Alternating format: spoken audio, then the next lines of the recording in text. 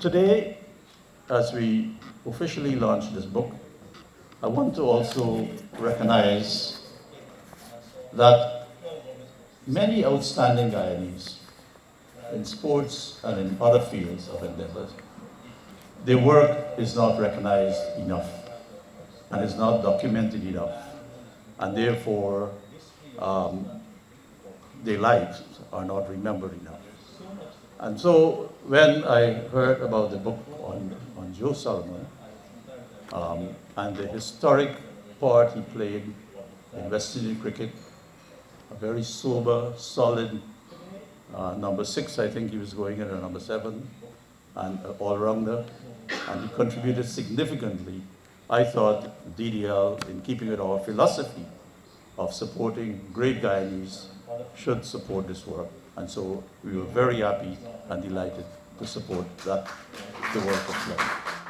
In my opinion, it is one of the best cricket books I've ever read. I think it really deserves to be in the pantheon. It's a wonderful book. How he found the time to do it amongst all the other things he did, I do not know, but he did. It is a great book. And then when it came time for publication, who did we find but Komal? Komal was on board right away.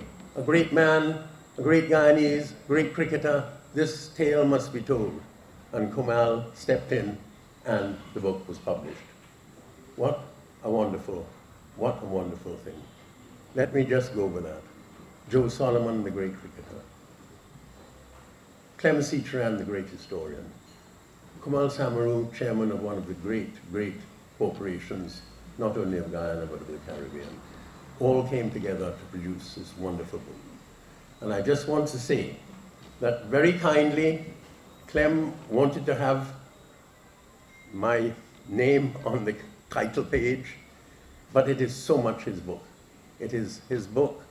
We often discussed it. I told him some stories, but it's his book. It's a wonderful book.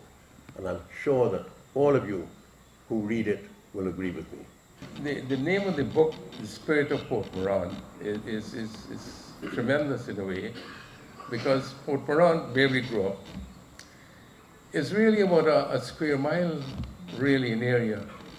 We're talking about, it's called Quarter, 3 Yard, then it was Bong Yard, then it was Anchorville, and then Miss Phoebe. And those were the areas relating to Port Mourant as such. And it's an area of really about a square mile, really. And to produce all those great cricketers and people, it's fantastic. I mean, you had Rohan Kanai, Basil Butcher, Joe Solomon, Ivan Madre, Alvin Kalituran, John Trim, not to forget John Trim, the Etwarus. I mean, it's fantastic, really. And maybe there is something about the spirit of Port Mourant.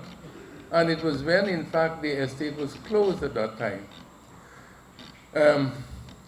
So there is something in that. Port Mourant has produced really a wonderful set of people. Not to forget our own Chadi Jagan, of course, who became the president, and many feel, and I do too, that he's a part of the nation. I noticed that you emphasized a lot on the word spirit of Port Mourant, so much so that you've put it on the name itself, because the book is called Joe Solomon and the Spirit of Port Mourant.